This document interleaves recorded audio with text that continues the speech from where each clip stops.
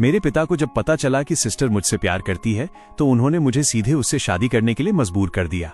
मुझे लगता था कि वो व्हीलचेयर पर है और मेरे लायक नहीं है, इसलिए मैं जानबूझकर गलत हरकतें करता रहा। मैंने उसे शर्मिंदा किया और जानबूझकर उसके सामने दूसरों के साथ अपने रिश्ते का दिखावा किया।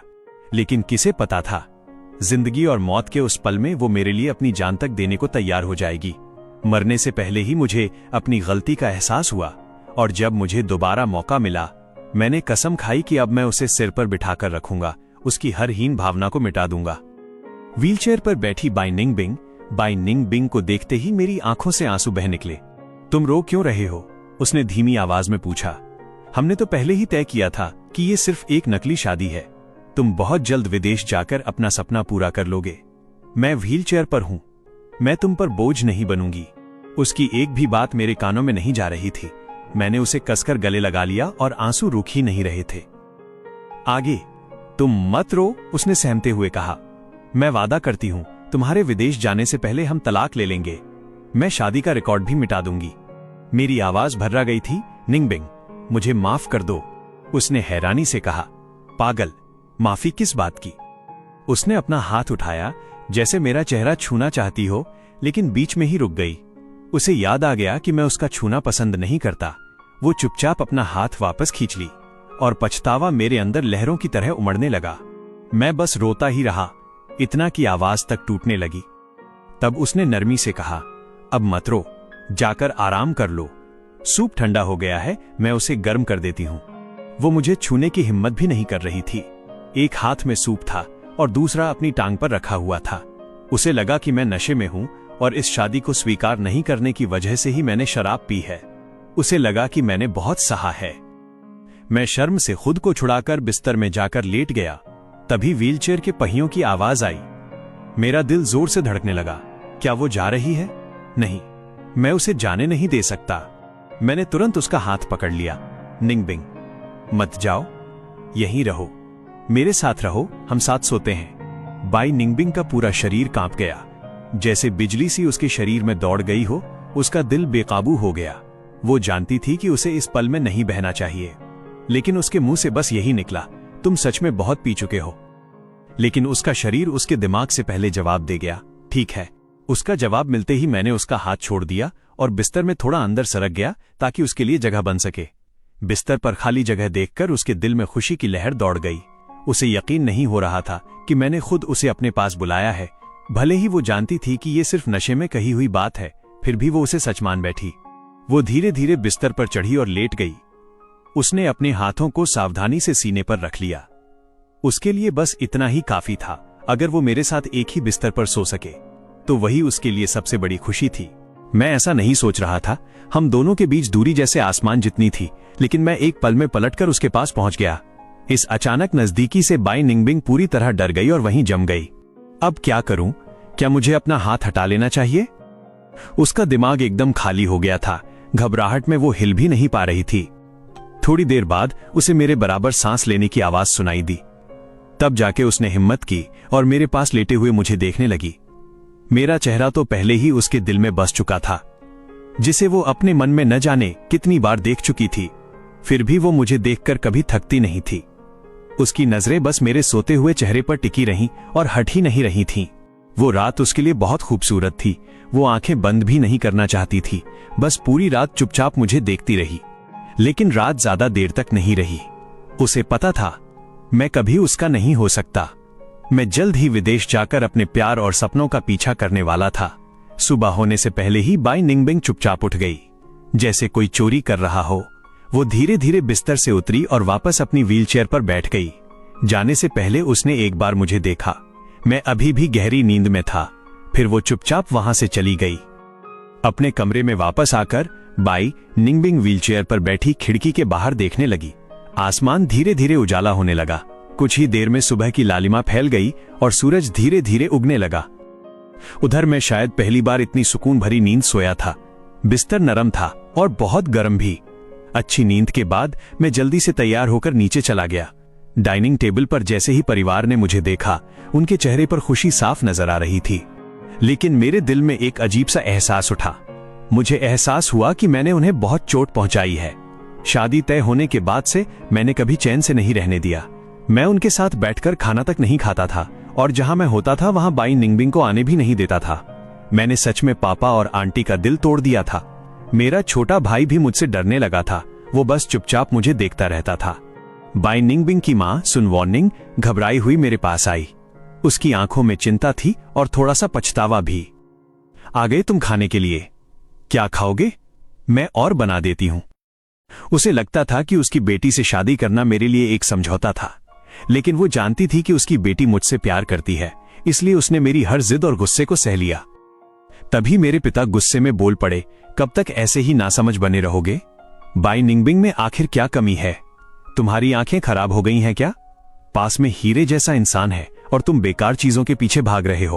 पापा का चेहरा गुस्से से भरा हुआ था, लेकिन उनकी आवाज सुनकर मेरे दिल में अजीब सी खुशी हुई। पापा अभी भी जिंदा हैं। पापा, मैं खुद को रोक नहीं पाया और दौड़कर उन्हें गले लगा लिया, जैसे बचपन में लगाता था। पापा एक पल के लिए चौंक गए। उन्हें समझ नहीं आया कि मैं अचानक इतना करीब क्यों हो गया। काफी समय हो गया था, मैंने ऐसा किया नहीं था। जब से उन्होंने दूसरी शादी की थी, मैं उनसे दूर हो गया था। मैं अक्सर मामा के घर चला जाता था और जब छोटा भाई पैदा हुआ तब तो मैंने उन्हें पूरी तरह नजरअंदाज करना शुरू कर दिया। उन्हें डर था कि मैं गलत सोचूंगा, लेकिन सच में छोटे भाई का जन्म एक मजबूरी थी। तब हालात ऐसे थे कि बच्चे को गिराना ठीक नहीं था, इसलिए उसे जन्म देना पड़ा। उन्होंने कभी मुझमें और उसमें फर्क नहीं किया और सुन वॉर्निंग भी हमेशा मुझे पहले रखती थी, लेकिन फिर भी मैं उन्हें माफ नहीं कर पाया। मेरी गलतफहमी बहुत गहरी थी। बस करो, अब इतने बड़े हो गए हो फिर भी बच्चों जैसी हरकतें कर रहे हो, पापा ने डांटा। लेकिन अंदर से वो खुश थे।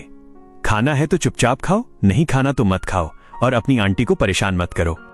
सुन वॉर्निंग हल्के से मुस्कुराई और बोली, अरे इन्हें मत डांटो, बताओ क्या खाना है, मैं बना देती हूं। मैं सुन वॉर्निंग को देख रहा था और मेरे अंदर बहुत गहरा पछतावा था। असल में ये मेरी सौतेली मां मुझसे बहुत अच्छा व्यवहार करती थी। भले ही छोटा भाई पैदा हो गया था, फिर भी वो हमेशा अच्छी चीजें पहले मुझे देती थी। यहां तक कि उसे डर रहता था कि मुझे बुरा न लग जाए, इसलिए वो छोटे भाई के लिए भी नए कपड़े कम ही खरीदती थी। मैंने धीरे से कहा, मां रहने दो, आप मत परेशान हो, मैं आपके साथ ही खा लूंगा। ये सुनकर सुन वॉर्निंग एकदम हैरान रह गई। उसकी आंखों में आंसू आ गए और वो रोते हुए बोली, तुमने मुझे अभी क्या कहा? लू जियानगुओ, पिता ने हल्के गुस्से और मजाक में कहा, अरे इतनी सी बात पर रो रही हो? बस मां ही तो कहा है, अब वो शादीशुदा हो गया है, तुम्हें मां कहना तो सही ही है। सुन वॉर्निंग जल्दी से आंसू पोंछते हुए बोली, हाँ, मैं थोड़ा ज्यादा भावुक हो गई। अरे बेटा तुम बुरा मत मानना। पापा मुस्कुराए और बोले, शादी के बाद तो लड़का बदल ही जाता है, अब समझदार लग रहा है, बस ऐसा ही बना रहे तो अच्छा है। कोने में बैठी बाई निंगबिंग चुपचाप बैठी रही। वो कुछ नहीं बोल रही थी, बस सिर झुकाए बैठी थी। सिर्फ वही जानती थी कि यह शादी असली नहीं है, कुछ ही दिनों में हमें तलाक लेना है। और मैं ये सब सिर्फ इसलिए कर रहा था ताकि घर वाले खुश रहें और मैं चुपचाप विदेश जा सकूं। मेरी नजर कोने में बैठी बाई निंगबिंग पर पड़ी, फिर मैं सीधे उसके पास चला गया और उसके बगल में बैठ गया। जैसे ही वो मुझे अपने पास आते देखी, वो तुरंत अपनी व्हीलचेयर घुमाकर जाने लगी। उसे लगा कि मैं उसके साथ रहकर घर का माहौल खराब नहीं करना चाहता। मैंने उसकी थाली देखी, उसने खाना लगभग छुआ भी नहीं था। तभी मुझे समझ आ गया, ये सब मेरी पुरानी गलतियों का असर था, जिसकी वजह से वो मेरे पास बैठने से भी डर रही थी। मैंने तुरंत उसकी व्हीलचेयर पकड़ ली और उसे रोक दिया। खाना अभी खत्म नहीं हुआ, तुम कहां जा रही हो? यहीं बैठकर खाओ। पापा भी खुश होकर बोले, हाँ, अब तो दोनों साथ ही रहो, और हाँ, आगे चलकर हमें पोते पोती भी चाहिए। पापा बहुत खुश थे कि मैं अब बाई निंगबिंग को स्वीकार कर रहा हूं। उन्हें लग रहा था कि मैं बदल गया हूं, लेकिन बाई निंगबिंग चुपचाप खाना खा रही थी। उसके लिए वो खाना स्वादहीन लग रहा था। उसके मन में बस एक ही बात थी, मैं सिर्फ इसलिए उसके साथ बैठ रहा हूं क्योंकि मैं किसी और लड़की वांग यानरान से प्यार करता हूं। वो सोच रही थी कि मैं अब अपनी असली फीलिंग्स छिपा रहा हूं और उसी के लिए सब कुछ कर रहा हूं। पहले जो लड़का बहुत तेज और गुस्सैल था, अब वो किसी और के लिए बदल गया था। ये सोचकर उसका दिल और भारी हो गया। उसने जल्दी से खाना खत्म किया और कहा, मैं खा चुकी हूं, मैं कमरे में जा रही हूं। इतना कहकर वो बिना रुके अपनी व्हीलचेयर घुमाकर चली गई। मुझे थोड़ा अजीब लगा, वो खुश क्यों नहीं दिख रही। तभी मेरी सौतेली मां मुस्कुराकर बोली, बेटा बुरा मत मानना, बाई निंगबिंग थोड़ी शांत स्वभाव की है, उसे समझना थोड़ा मुश्किल है, तुम्हारी शादी उसके साथ हुई है, थोड़ा एडजस्ट करना पड़ेगा। मैं बस हल्का सा मुस्कुराया और कुछ नहीं बोला। लेकिन मेरे पिता म्यू जियानगुओ तुरंत बोले, किस बात की तकलीफ? बाई निंगबिंग बहुत समझदार है, शांत है और घर को अच्छे से संभाल सकती है। मुझे तो अपनी बहू बहुत अच्छी लग रही है। उन्हें लग रहा था कि मैंने बहुत अच्छा फैसला किया है। उन्हें तो ऐसा भी लग रहा था कि वो आगे चलकर कंपनी में मेरी मदद करेगी। मेरे पिता को लग रहा था कि उन्हें बहुत बड़ा फायदा मिल गया है। मेरी सौतेली मां सुन वार्निंग ने उन्हें घूरते हुए कहा, बस भी कीजिए, ज्यादा मत बोलिए, खाना खाइए और फिर ऑफिस जाइए। वो डर रही थी कि कहीं पापा ज्यादा बोलकर मुझे नाराज न कर दें, क्योंकि मैं हमेशा सोचता था कि उन्होंने मुझसे मेरे पिता को छीन लिया है। मेरे पिता ने मजबूरी में कहा, ठीक है, मैं चुप रहता हूं। वो भी अब ज्यादा कुछ नहीं बोल पा रहे थे। घर का माहौल थोड़ा तनाव में था। मेरा छोटा भाई मुहाई तब से मुझे लगातार देख रहा था। जब से मैं टेबल पर आया था, वो खुलकर मुझे देख नहीं पा रहा था, इसलिए कभी खाना खाने लगता, फिर चुपके से मेरी तरफ देख लेता। उसके ये छोटे छोटे डर मैं साफ देख सकता था और मुझे अंदर से बहुत अजीब सा दर्द हो रहा था। असल में वो मुझे बहुत चाहता था, लेकिन पहले मैं इतना कठोर था कि उसे पास आने ही नहीं देता था। जैसे ही वो करीब आता, मैं उसे डांट देता था। मेरी आंटी हमेशा कहती थी, नई मां आ जाए तो असली पिता भी बदल जाता है। पहले मुझे उनसे इतनी नफरत नहीं थी, क्योंकि मैं ही घर का इकलौता बेटा था। लेकिन जब मैं 14 साल का था, तब मेरी सौतेली मां गर्भवती हुई। पिता ने बच्चे को रखने का फैसला किया और उसी दिन मेरे अंदर गुस्सा भर गया। मैंने सब कुछ तोड़ दिया और घर से पूरी तरह दूर हो गया। मैंने उस बच्चे को कभी स्वीकार नहीं किया, लेकिन वो फिर भी आ गया। और अब मुहाई धीरे धीरे बड़ा हो रहा था, लेकिन वो मुझे अभी भी समझ नहीं पाता था। पहले वो मुझे भाई कहता था, लेकिन मैंने उसे एक बार डांट दिया था, उसके बाद वो डर गया। अब वो सिर्फ चुपचाप मुझे देखता था। टेबल पर मैंने उसकी तरफ हल्का सा मुस्कुराकर देखा और वो इतना डर गया कि लगभग खाना छोड़कर सिर नीचे कर लिया। उस पल मुझे एहसास हुआ, मैं उनके लिए बहुत डरावना इंसान बन चुका हूं। यहां तक कि बाई निंगबिंग भी मुझसे दूर रहती है। अब मुझे समझ आ गया था, मुझे अपने आप को बदलना होगा। खाना खत्म होने के बाद मैं पहले की तरह सीधे कमरे में नहीं गया। मैंने अपनी सौतेली मां की तरफ देखा और मुस्कुराया। आज मैं मुहाई को स्कूल छोड़ दूंगा। ये सुनकर वो एकदम हैरान रह गई, फिर तुरंत खुश होकर बोली, ठीक है, ठीक है। वो जल्दी से उसके कमरे में गई और उसे प्यार से तैयार करने लगी। मुहाई, आज तुम्हें कौन छोड़ने जा रहा है पता है? तुम्हारा भाई। आज अच्छे से रहना, ठीक है? फिर उसने उसका हाथ पकड़कर उसे बाहर लाया। चलो बेटा, भाई तुम्हें स्कूल छोड़ेंगे। मैं आगे बढ़ा और खुद उसका छोटा सा हाथ पकड़ लिया। वो बहुत खुश हो गया, लेकिन डर की वजह से कुछ बोल नहीं पाया। उसकी आंखें बार बार मेरी तरफ चोरी से देख रही थीं। हम बाहर निकले, लेकिन तभी मुझे एहसास हुआ, मुझे तो पता ही नहीं था कि उसका स्कूल कहाँ है। मैं थोड़ा शर्मिंदा हो गया और हल्के से पूछा, तुम किस स्कूल में जाते हो? वो डरते हुए बोला, मैं मिडिल क्लास में हूं। मैंने खुद को शांत रखते हुए फिर मुस्कुराया। भाई, मैंने पूछा था, तुम किस स्कूल में जाते हो? मुहाई और ज्यादा घबरा गया। वो हकलाते हुए बोला, मां, मिडिल क्लास। अब मुझे समझ आ गया कि उससे सही जानकारी मिलना मुश्किल है। मैंने सोचा अब किसी और से मदद लेनी पड़ेगी। पापा को कॉल करूं तो डांट पड़ेगी। मां को कॉल करने में थोड़ा अजीब लग रहा था, तो आखिर में मैंने अपनी पत्नी बाई निंगबिंग को कॉल किया। जैसे ही बाई निंगबिंग के फोन पर मेरा नाम आया, उसे लगा शायद वो सपना देख रही है। इतने सालों से मेरा नंबर उसके फोन में था, लेकिन आज तक मैंने कभी खुद कॉल नहीं किया था। उसने अपने दिल की खुशी को दबाया और तुरंत कॉल उठा लिया। जैसे ही कॉल कनेक्ट हुआ, मैंने जल्दी से पूछा, बाई निंगबिंग, मुहाई का स्कूल कहाँ है? वो थोड़ा हैरान होकर बोली, क्या हुआ? अचानक स्कूल क्यों पूछ रहे हो? मैं थोड़ा शर्मिंदा हो गया और बोला, मैं उसे स्कूल छोड़ने आया हूं, लेकिन मुझे पता ही नहीं स्कूल कहाँ है। वो समझाकर बोली, वो Jiang international bilingual pre school में है। तुम स्पोर्ट्स कॉम्प्लेक्स के पास से सीधे चलते जाओ, कमर्शियल बिल्डिंग से होते हुए लॉन्गयुआन होटल तक जाओ, फिर बाएं मुड़कर यूलू रोड में चले जाओ। सीधे आगे जाने पर स्कूल मिल जाएगा। उसकी गाइड इतनी साफ थी कि मुझे नेविगेशन की भी जरूरत नहीं पड़ी। मैंने उसी रास्ते गाड़ी चला दी। करीब आधे घंटे बाद मैं स्कूल के बाहर पहुंच गया। मैंने पीछे का दरवाजा खोला और मुहाई की सीट बेल्ट खोली, फिर उसे धीरे से अपनी गोद में उठा लिया। जैसे ही मैंने उसे उठाया, उसका पूरा शरीर सख्त हो गया। वो बिल्कुल भी हिल नहीं रहा था। उसके छोटे छोटे हाथ कसकर बंद थे और वो मुझे छूने की हिम्मत भी नहीं कर रहा था। उसके कान तक लाल हो गए थे। मैंने उसे नीचे उतार दिया, लेकिन वो अभी भी उसी गर्म एहसास में खोया हुआ था। मैंने मुस्कुराकर कहा, जा बेटा, स्कूल जाओ और अच्छे से पढ़ना। फिर मैंने हल्के से उसके गाल पर हाथ रखा। वो चौंक गया और अपना मुंह ओ शेप में खोल लिया। उसे यकीन ही नहीं हो रहा था।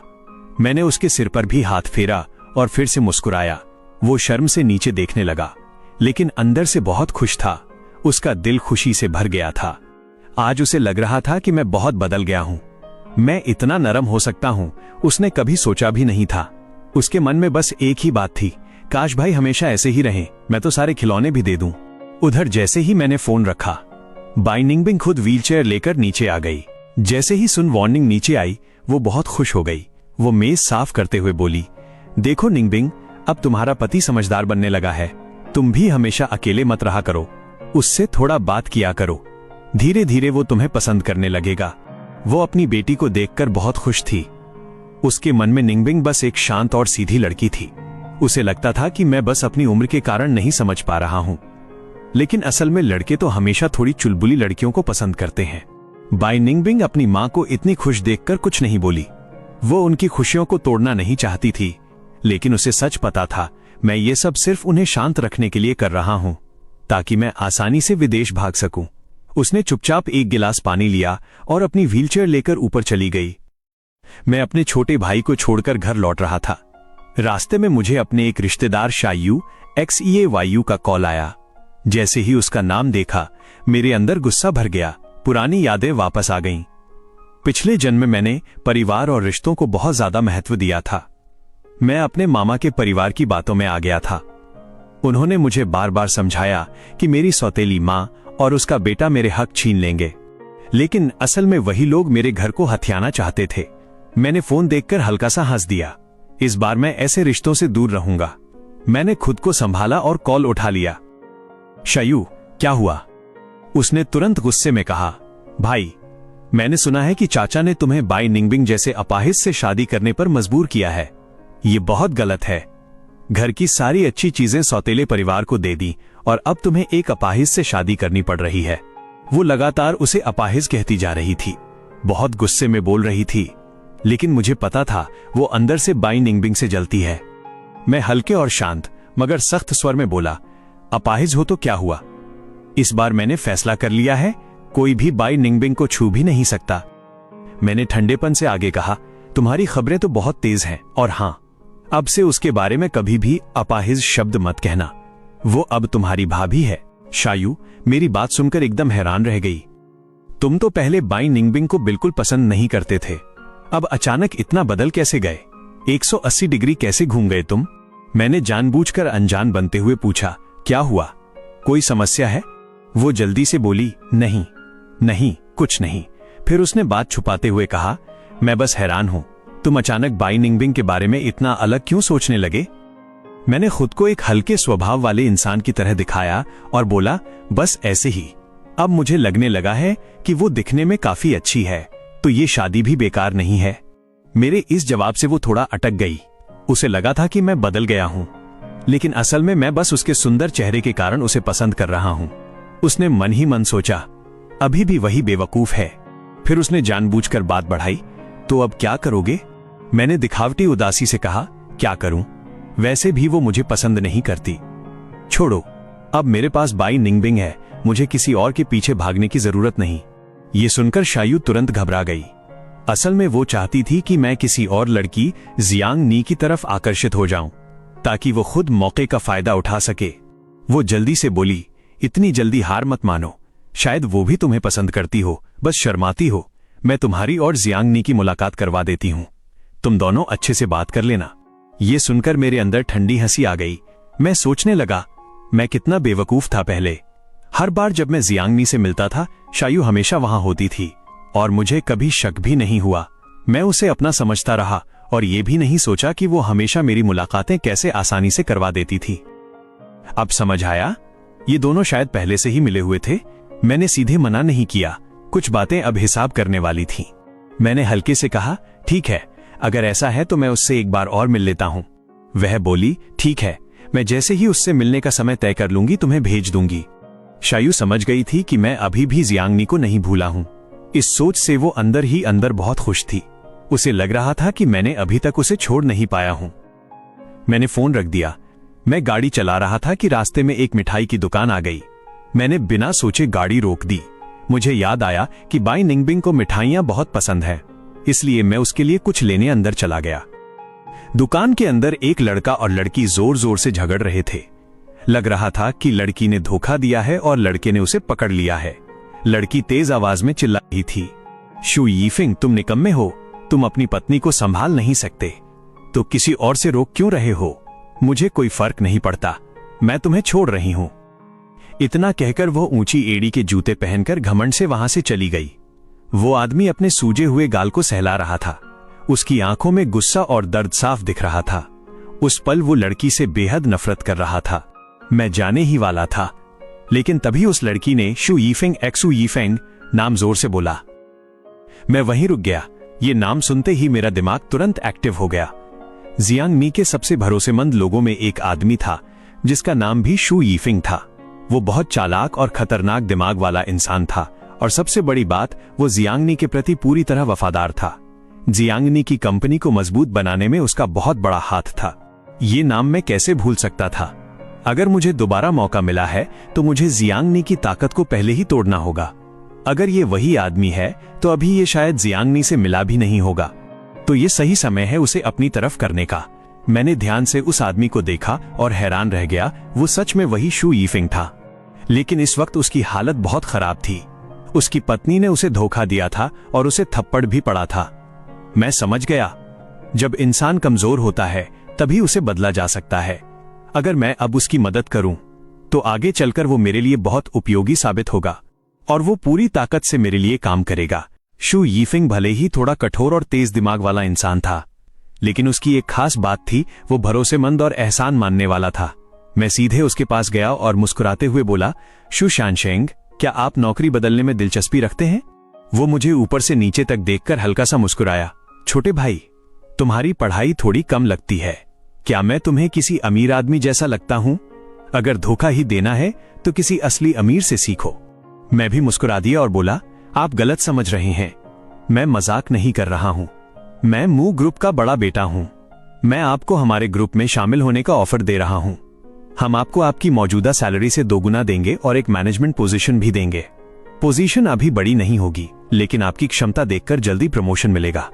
असल में मैं अपना कार्ड दिखाना चाहता था, लेकिन मैं अभी कॉलेज में था और कंपनी में आधिकारिक रूप से जुड़ा भी नहीं था, इसलिए मेरे पास कोई प्रूफ नहीं था। वो हंसते हुए बोला, मू ग्रुप का बेटा? हाँ, तुम सच में बहुत हिम्मत वाले हो, लेकिन जो फायदे तुम बता रहे हो वो अच्छे हैं। फिर भी मैं अभी सिर्फ एक साधारण इंसान हूं। मुझे नहीं लगता मैं ये नौकरी संभाल पाऊंगा। इतना कहकर वो जाने लगा।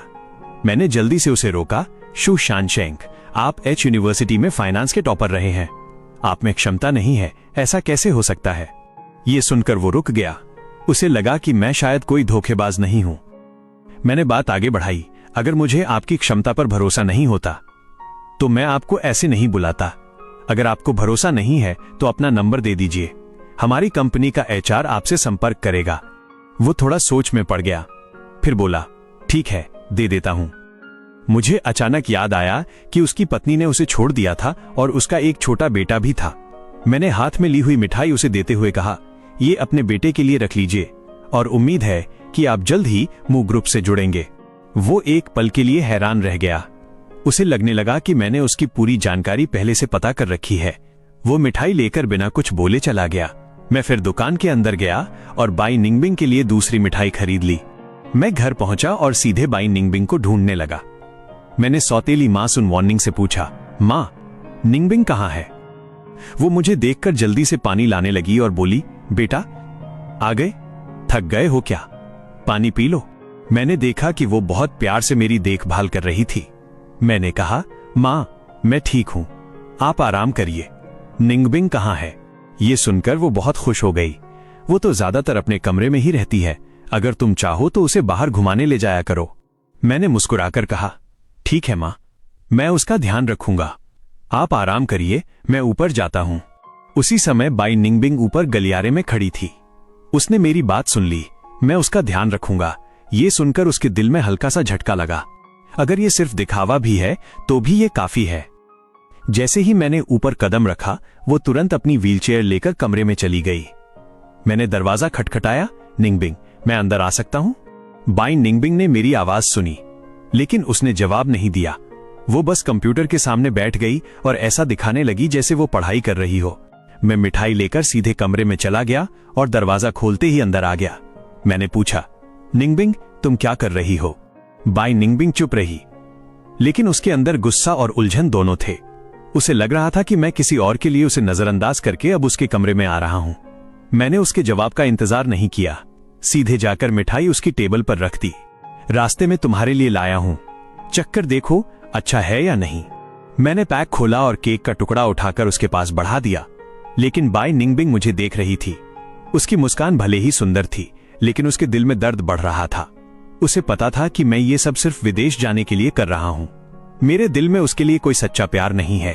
उसके अंदर जलन सी उठी, लेकिन उसने खुद को रोका। उसे याद आया कि वो व्हीलचेयर पर है और उसे जलन करने का कोई हक नहीं है। उसने धीरे से केक को दूर कर दिया और ठंडी आवाज में कहा, मुझे भूख नहीं है, मैं नहीं खाऊंगी। मैंने हल्की निराशा में केक वापस रख दिया और बोला, तुम मुझसे नाराज हो ना? लेकिन बाई निंगबिंग बस चुप रही। उसकी नजर कंप्यूटर स्क्रीन पर ही टिकी रही। वो मुझसे नाराज नहीं थी, वो अपने आप से नाराज थी। मैं थोड़ा और पास गया और बोला, तुम झूठ बोल रही हो, तुम मुझसे नाराज हो। अगर तुम नहीं बताओगी तो मुझे कैसे पता चलेगा कि मैं कहां गलत हूं? अब वो बिल्कुल शांत थी, जैसे कोई चुपचाप सहन कर रहा हो, लेकिन उसने फिर भी बिना भाव के कहा, मैं नाराज नहीं हूं। अगर और कुछ नहीं है तो आप बाहर जाइए, मुझे पढ़ाई करनी है। ये साफ तौर पर मुझे बाहर जाने का इशारा था। उसे अच्छा नहीं लग रहा था कि मैं उसके सामने इस तरह खुद को छोटा दिखा रहा हूं। मुझे अचानक गुस्सा आ गया। ठीक है, तुमने कहा ना, तो मैं चला जाता हूं। मैं गुस्से में मिठाई उठाकर बाहर निकल गया। अच्छा किया, अब खुश रहो। दरवाजा बंद करके मैं चला गया। लेकिन जैसे ही मैं गया, बाई निंगबिंग का दिल टूट गया। उसे लगा कि मैं फिर से उसे पहले की तरह नफरत से देखने लगा हूं। वो खुद पर हंस पड़ी। यही तो मेरा आगे है जो हमेशा मुझसे दूर ही रहता है। वो व्हीलचेयर से धीरे धीरे दरवाजे तक गई और बाहर देखने लगी। बस मेरी पीछे जाती हुई गुस्से वाली शक्ल दिखी। लेकिन अचानक मैंने दरवाजा जोर से खोला और वापस अंदर आ गया। मैं गुस्से में चिल्लाया, पकड़ लिया मैंने तुम्हें? तुम हमेशा झूठ बोलती हो। मैं गया नहीं था। अब बताओ, पढ़ाई क्यों छोड़ दी? मैं यहीं था।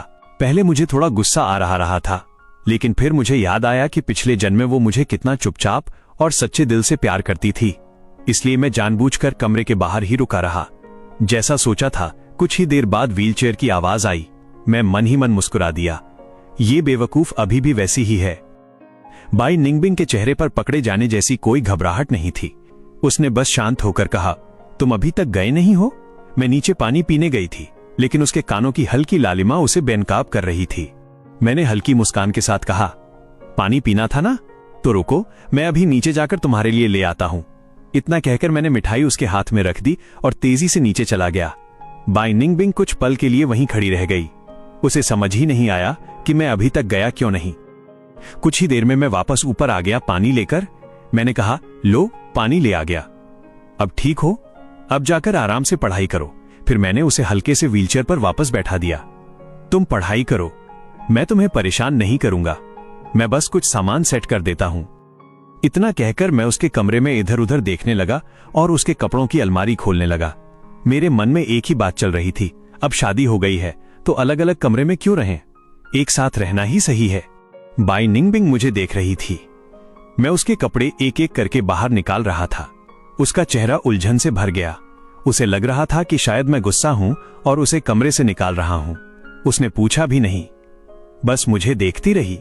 मैंने बिना देखे ही कहा, क्या देख रही हो? जल्दी से पढ़ाई करो। मैंने हल्की झुंझलाहट दिखाते हुए उसे टोक दिया, लेकिन अंदर ही अंदर मैं मुस्कुरा रहा था। चलो देखता हूं तुम कितनी देर तक अपनी भावनाएं छुपा पाती हो। और मेरे मन में एक बात साफ थी, आज रात जब उसे पता चलेगा कि हम एक ही कमरे में सोने वाले हैं, तब देखूंगा कि यह कितनी शांत रह पाती है। मैंने पूरा सेटअप बदल दिया। बाई निंगबिंग के कपड़े और उसकी सारी जरूरी चीजें मैंने उसके कमरे से उठाकर अपने कमरे में रख दी। अब उसके कमरे में सिर्फ किताबें और कंप्यूटर बचा था। मेरे मन में बस एक ही बात थी, अब ये कमरा हमारा स्टडी रूम समझो। बाई निंगबिंग अपने खाली हो चुके कपड़ों की अलमारी देखकर कुछ भी नहीं पूछ पाई। मैं अपना काम खत्म करके अपने कमरे में चला गया और सामान व्यवस्थित करने लगा। फिर मैंने अपनी किताबें और कुछ कम इस्तेमाल होने वाली चीजें उसके कमरे में शिफ्ट कर दी। जब उसने देखा कि मैं अपना सामान भी उसके कमरे में रख रहा हूं, तो उसके दिल में एक अजीब सा डर भर गया। उसे लगने लगा कि मैं सच में उसका कमरा पूरी तरह कब्जा कर रहा हूं। वो अंदर ही अंदर परेशान हो गई। क्या अब मुझे अपना कमरा भी नहीं मिलेगा? क्या मैं अब पास वाले कमरे में भी नहीं रह सकती? उसे अफसोस होने लगा कि शायद उसने मुझे पहले गुस्सा कर दिया था। दोपहर को मैं लंच बॉक्स लेकर अपने पिता को खाना देने गया। मेरे मन में था कि शू यीफिंग की बात सीधे पापा को बता दूं, लेकिन जैसे ही मैं ऑफिस के दरवाजे पर पहुंचा, अंदर से पापा और मेरे मामा की आवाजें आ रही थीं। मामा पापा से पैसे उधार लेने की जिद कर रहे थे और बार बार गुहार लगा रहे थे। मुझे याद आया उनका प्रोजेक्ट फंडिंग की कमी से बंद हो गया था और उन्हें तुरंत बड़ी रकम की जरूरत थी। लेकिन पापा ने साफ मना कर दिया था, अभी कंपनी की हालत ठीक नहीं है, मैं पैसे नहीं दे सकता। लेकिन मामा हार नहीं मान रहे थे। वो मेरे पास आए थे और मुझसे कहा था कि मैं पापा पर दबाव डालूं, यहां तक कि खुद को नुकसान पहुंचाने की धमकी दूं, ताकि पापा पैसे दे दें। पिछले जन्म में मैं उनकी बातों में आ गया था और मैंने सच में वैसा ही किया था। पापा मजबूर होकर अपना एक बड़ा बिजनेस बेचने पर मजबूर हो गए थे और मामा का काम बचा लिया था। उसके बाद मामा का परिवार बहुत अमीर हो गया। उन्होंने एक नया बड़ा ग्रुप भी बना लिया, लेकिन बाद में धीरे धीरे वो हमारे मुंह ग्रुप को ही नुकसान पहुंचाने लगे और लगातार उसका फायदा उठाते रहे। इस जन्म में मैं साफ समझ चुका था, मैं अब इस बेवफाई करने वाले परिवार को एक भी मौका नहीं देने वाला था। मैं जानबूझकर दरवाजे के बाहर थोड़ा इंतजार करता रहा। जब तक मेरे मामा वहां से चले नहीं गए, मैं अंदर नहीं गया। जैसे ही मैं अंदर पहुंचा, पापा अकेले बैठे थे और गहरी सांसें ले रहे थे। मैंने लंच बॉक्स लेकर अंदर जाते हुए कहा, पापा आप इतना परेशान क्यों लग रहे हो? पापा मुस्कुराए। अरे बेटा, तुम आ गए, अचानक कैसे? मैंने लंच बॉक्स टेबल पर रख दिया। मुझे पता है आप ठीक से खाना नहीं खा रहे हो, इसलिए मैं खाना लेकर आया हूं। पापा थोड़ा चौंक गए। उन्हें शक हुआ कि शायद मेरे मामा ने मुझसे कुछ कहा होगा और मैं यहां उनके लिए सिफारिश करने आया हूं। उन्होंने ध्यान से मुझे देखा। बेटा, क्या तुम्हारे मामा ने तुमसे कुछ कहा है? मैंने तुरंत मासूम बनते हुए कहा, क्या मामा ने मुझसे कुछ कहा? मुझे तो कुछ नहीं पता। अच्छा हुआ अगर कुछ नहीं हुआ। पापा पहले खाना खा लीजिए। पापा ने राहत की सांस ली और बात बदल दी। मैंने मौके का फायदा उठाया और कहा, पापा मैंने कंपनी के लिए एक अच्छा टैलेंट ढूंढा है। फिर मैंने उन्हें शू यीफिंग के बारे में बताया।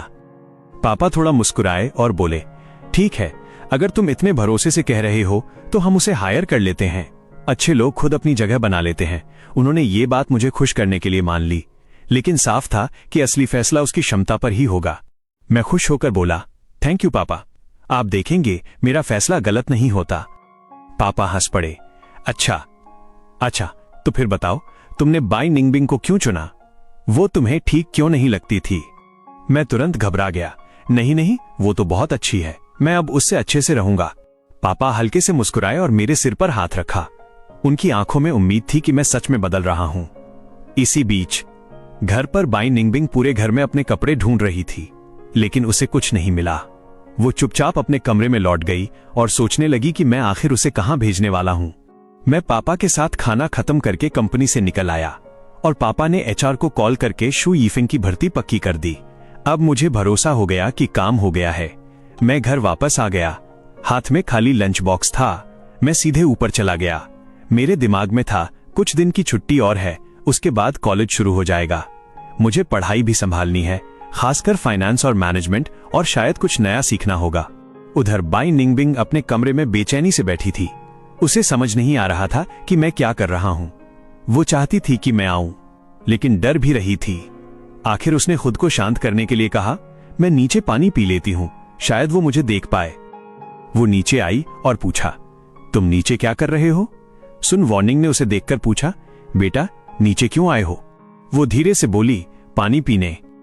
उसने चारों तरफ देखा, लेकिन मैं वहां नहीं था। उसे लगा शायद मैं ऊपर चला गया हूं, इसलिए वो चुपचाप पानी पीकर वापस चली गई। सुन वार्निंग थोड़ा हैरान होकर बोली, बेटा अभी तो मैंने तुम्हें ऊपर पानी भेजा था ना? बाई निंगबिंग ने खुद को शांत रखते हुए बिना ज्यादा सोचे कहा, भूल गई। ये सुनकर सुन वार्निंग उसकी तरफ देखती रह गई। उसे अजीब लगा, ये तो हमेशा बहुत याददाश्त वाली लड़की थी, आज इसे क्या हो गया? क्या पढ़ाई की वजह से दिमाग थक गया है? याददाश्त इतनी कैसे कम हो गई?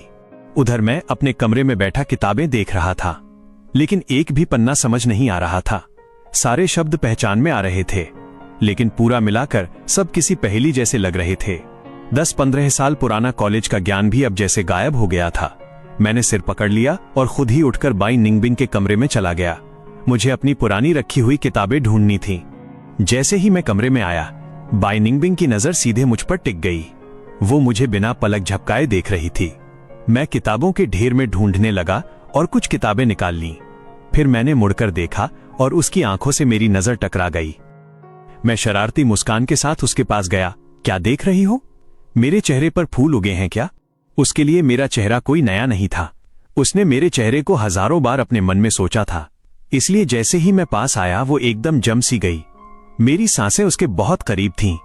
मेरी गर्म सांसें उसके चेहरे पर पड़ रही थीं। उसे लग रहा था जैसे हवा ही कम हो गई हो और उसका दिल बेकाबू हो गया। मैंने देखा कि उसके कान बिल्कुल लाल हो चुके हैं। लग रहा था जैसे खून तक पहुंच गया हो। मैं हंस पड़ा। अरे वाह, तुम तो शर्मा रही हो।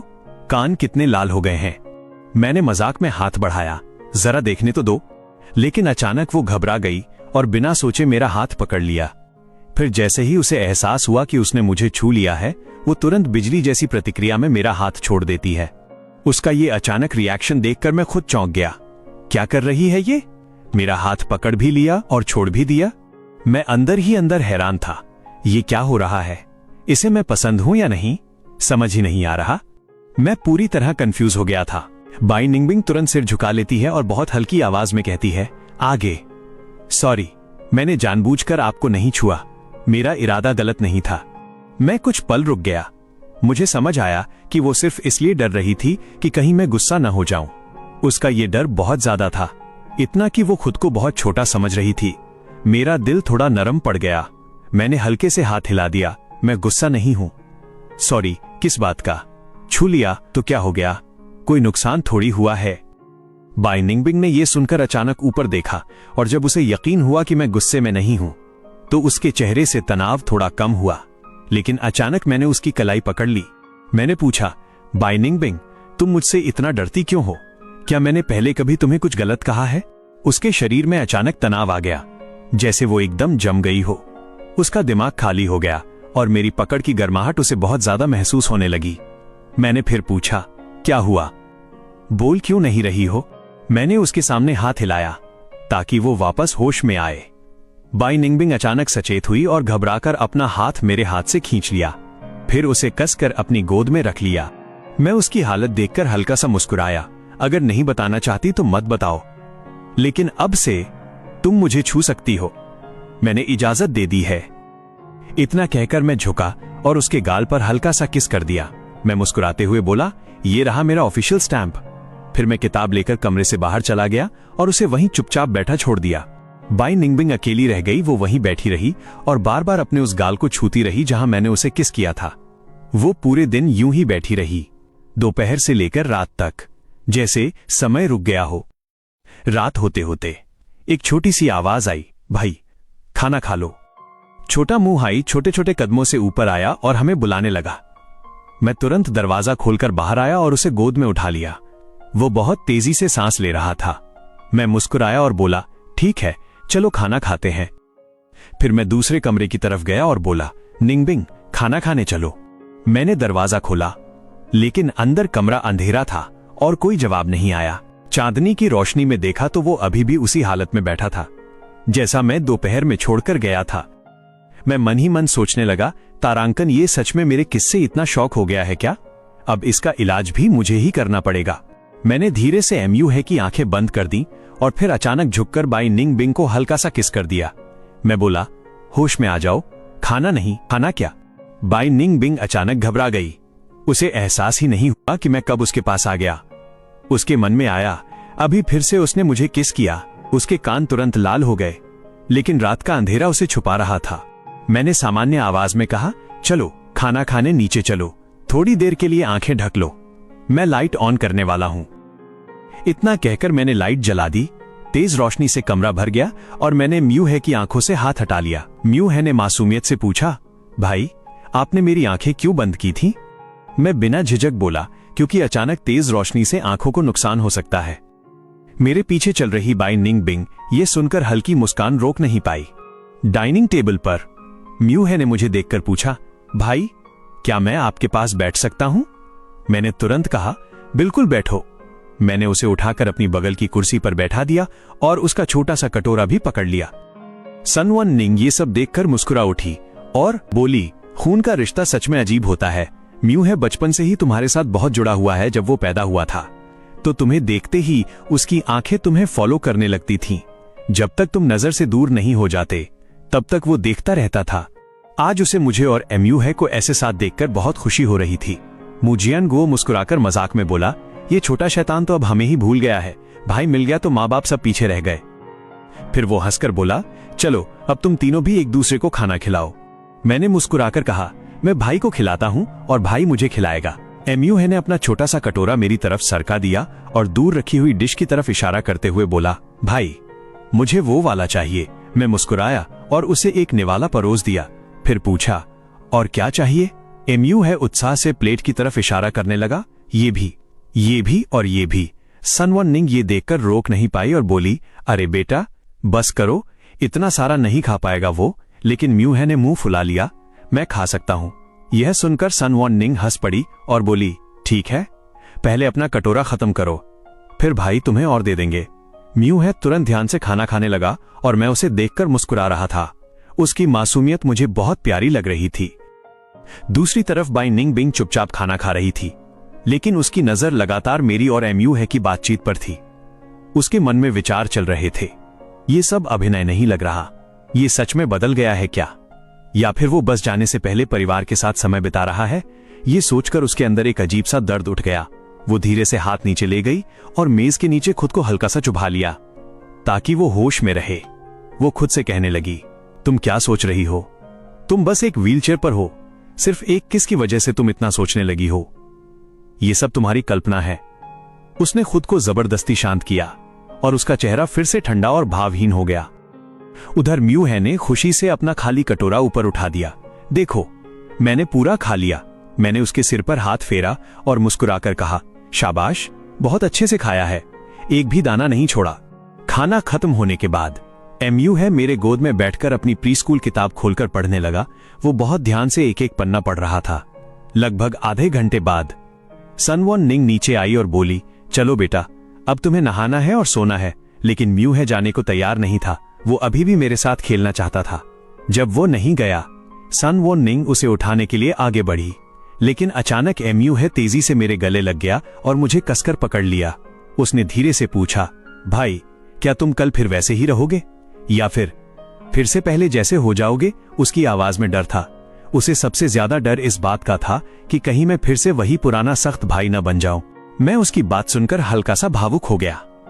अच्छा, तो इसलिए वो आज रात मेरे साथ इतना चिपक रहा था। उसे डर था कि कल मैं फिर उसे नजरअंदाज कर दूंगा। मैं मुस्कुराया और उसे समझाया, ऐसा नहीं होगा, भाई हमेशा तुम्हारे साथ रहेगा, हमेशा खेलेंगे साथ। एमयू है ये सुनकर खुश हो गया और तुरंत ऊपर भाग गया। उसके जाने के बाद मैं भी ऊपर चला गया नहाने के लिए। लेकिन दूसरी तरफ कमरे में अकेली बैठी बाई निंग बिंग की हालत खराब थी। उसके कपड़े गायब थे, उसका सारा सामान भी नहीं था। वो पूरी तरह घबरा गई थी। उसे समझ ही नहीं आ रहा था कि वो अब कहां रहे। उसके मन में डर बढ़ता जा रहा था। क्या उसने मेरा सारा सामान फेंक दिया? क्या वो नाराज है क्योंकि मैं कल उसके साथ एक ही बिस्तर पर थी? क्या अब वो मुझे यहां नहीं रहने देगा? वो अंदर ही अंदर टूटने लगी। मैं नहाकर अपना पसंदीदा ड्रेस पहनकर सीधे उसके कमरे में गया अपनी पत्नी से मिलने के लिए। जैसे ही मैंने दरवाजा खोला, मैंने उसे व्हीलचेयर पर बैठे हुए देखा। वो खिड़की के बाहर देख रही थी। पूरे कमरे में अकेलापन और उदासी भरी हुई थी। उसे देखकर मेरा दिल भारी हो गया। मैंने उसके पीछे जाकर धीरे से उसे गले से लगा लिया। अचानक मेरे करीब आने से वो चौंक गई। मेरी सांसों की गर्माहट और मेरा स्पर्श उसे हिला गया। उसका शरीर तुरंत सख्त हो गया। वो धीमे से बोली, मुझे छोड़ दो। हालांकि उसका मन इस गर्माहट को छोड़ना नहीं चाहता था, लेकिन उसका दिमाग कह रहा था कि ये सब उसका नहीं है। मैं हल्की शरारती मुस्कान के साथ उसके कान के पास बोला, अगर मैं न छोड़ूं तो? मेरी आवाज सुनकर उसका दिल तेजी से धड़कने लगा। उसकी सारी बनी बनाई हिम्मत टूटने लगी।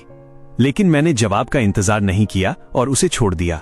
फिर उसकी व्हीलचेयर को पकड़कर बाहर की तरफ ले गया। वो पूरी तरह कंफ्यूज्ड थी। जब उसे होश आया तो वो पहले ही मेरे कमरे में पहुंच चुकी थी। मैंने उसके हाथ में उसका नाइट ड्रेस रख दिया और कहा, अब से ये तुम्हारा कमरा है। मैंने उसे किसी भी तरह मना करने का मौका नहीं दिया और उसे सीधे बाथरूम की तरफ धकेल दिया। फिर पीछे से दरवाजा बंद कर दिया। मैंने गहरी सांस ली, खुद को शांत करने की कोशिश की। हालांकि मैंने खुद को उसके साथ जिंदगी बिताने के लिए तैयार कर लिया था, लेकिन आज रात उसके साथ एक ही कमरे में सोने का ख्याल ही मुझे थोड़ा बेचैन कर रहा था। और अंदर ही अंदर मैं भी बहुत एक्साइटेड था। दोस्तों, अगर आपको ये वीडियो अच्छी लगी हो तो सब्सक्राइब जरूर करना।